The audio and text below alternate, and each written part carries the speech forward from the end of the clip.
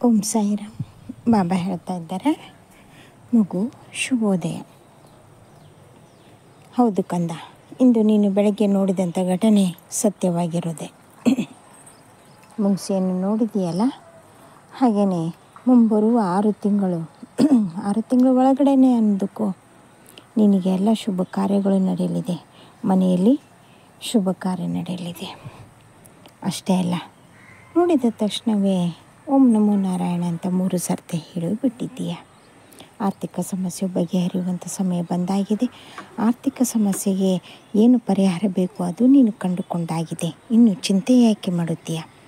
ಹೌದು, ಇವತ್ತೊಂದು ವಿಷಯ ಹೇಳಲೆಂದೇ ಬಂದಿದ್ದೇನೆ.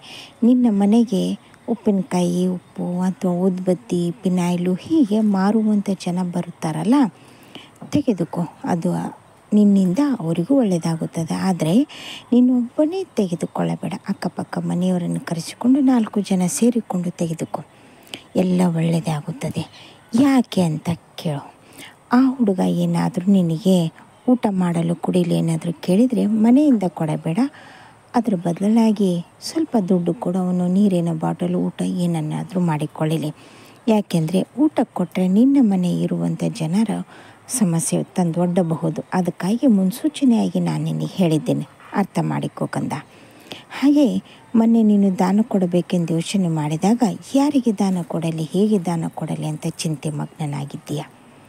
ದೇವಸ್ಥಾನದಲ್ಲಿ ಚಪ್ಪಲಿ ಜೋಡಿಸಿಕೊಳ್ಳುವವರು, ಚಪ್ಪಲಿ ನೋಡಿಕೊಳ್ಳುವವರು ಇದ್ದೇ ಇರುತ್ತಾರೆ, ಹೌದಲ್ವಾ? ಅಂಥವರಿಗೆ 2 ರೂಪಾಯಿ ಅಥವಾ 10 ರೂಪಾಯಿ ಹೆಚ್ಚಿಗೆ ಕೊಡು, ತಪ್ಪಿಲ್ಲ. ಅದರಿಂದ ಅವರಿಗೆ ಅನುಕೂಲವೂ ಆಗುತ್ತದೆ. ಹಾಗೆ ಮನೆ ಮುಂದೆ ಬಟ್ಟೆ ಕೊಡಿ, ದಾನ ಮಾಡಿ ಅಂತ ಬರುತ್ತಾರೆ, ಅಂಥವರಿಗೆ ಕೊಡು ಕಂದ, ತುಂಬ ಒಳ್ಳೆಯದು. ನಿನ್ನ ಮನೆ ಅಟ್ಟದ ಮೇಲೆ ಸುಮಾರಷ್ಟು ಬಟ್ಟೆಯನ್ನು ಹಾಗೆ ಇಟ್ಟು ಬಿಟ್ಟಿದ್ದೀಯ. ಹಾಗೆ ಇಟ್ಟು ಹುಳ ಹತ್ತುವ ಬದಲು ಯಾರಿಗಾದರೂ ಕೊಟ್ಟು ದಾನವಾಗಿ ಕೊಡೋದ್ರಿಂದ ಅವರು ಖುಷಿ ಪಡುತ್ತಾರೆ. ಅರ್ಥ ಆಯ್ತಲ್ಲ ಏನು ಹೇಳ್ತಾ ಇದ್ದೇನಂತ? ಹಾಂ ಕಂದ. ಹಾಗೆ ಕಾಲು ಗೆಜ್ಜೆ ಕಳೆದು ಹೋಯಿತು ಅಂತ ಯೋಚನೆ ಮಾಡ್ತಾ ಇದ್ದೀಯಾ? ಅದು ಎಲ್ಲೂ ಹೋಗಿಲ್ಲ. ಯಾರ ಕೈಗೆ ಸಿಗಬೇಕೋ ಅವರ ಕೈಗೆ ಸಿಕ್ಕಾಗಿದೆ. ನೀನು ಹುಡುಕಿದರೂ ಅದು ನಿನಗೆ ಸಿಗೋದಿಲ್ಲ. ಹಾಗಾಗಿ ಮರೆತು ಬಿಡು. ಆದರೆ ಅದೇ ಗೆಜ್ಜೆ ಮುಂದಿನ ದಿನಗಳಲ್ಲದೆ ಅವರಿಂದಲೇ ನಿನ್ನ ಕೈ ಸೇರುತ್ತದೆ. ಇದು ಸತ್ಯ. ಹಾಗೆ ಬಂಗಾರದ ರೇಟು ತುಂಬ ಆಗಿದೆ. ಯಾರಿಗೆ ಒಬ್ಬರಿಗೆ ಏನೋ ಕೊಡಿಸಬೇಕು ಅಂತ ತುಂಬ ಯೋಚನೆ ಮಾಡಿದ್ದೀಯ. ಚಿಂತೆ ಮಾಡಬೇಡ, ನಿನ್ನ ಕೈಲಾಗಿದ್ದನ್ನು ಮಾಡು. ಅರ್ಥ ಆಯ್ತಲ್ಲ ಏನು ಹೇಳ್ತಾ ಇದ್ದೇನೆ ಅಂತ? ಮಾಡು, ಅದರಿಂದ ಒಳ್ಳೆಯದೇ ಆಗುತ್ತದೆ. ಯಾಕೆ ಅದನ್ನು ಮಾಡು ಅಂತ ಹೇಳ್ತಾ ಇದ್ದೀನಿ ಅನ್ನೋದು ನಿನಗೆ ಗೊತ್ತು. ಹೌದು ಕಂದ, ಅನಾಥ ಮಕ್ಕಳಿಗೆ ನೀನು ಎಷ್ಟು ಮಾಡಿದ್ರೂ ಕಡಿಮೆನೇ. ಚಿಂತೆ ಮಾಡಬೇಡ. ಹಾಗೆಯೇ ಮಗಳ ರಿಸಲ್ಟ್ ಬಂದಾಯ್ತಲ್ಲ, ಇನ್ನು ಚಿಂತೆ ಏಕೆ ಮಾಡುತ್ತೀಯ? ತುಂಬ ಚೆನ್ನಾಗಿ ಓದಿಕೊಂಡಿದ್ದಾಳೆ. ಇನ್ನು ಮುಂದಿನ ಭವಿಷ್ಯವು ನಾನು ಅವಳ ಓದಿಗೆ ತಕ್ಕ ಹಾಗೆ ಕೈ ಹಿಡಿದು ನಡೆಸಿಕೊಂಡು ಬರುತ್ತೇನೆ. ಯೋಚನೆ ಮಾಡೋ ಅಗತ್ಯ ಇಲ್ಲ. ಮಾಡುವಂಥ ಕೆಲಸದಲ್ಲಿ ಶ್ರದ್ಧೆ ಮಾಡು.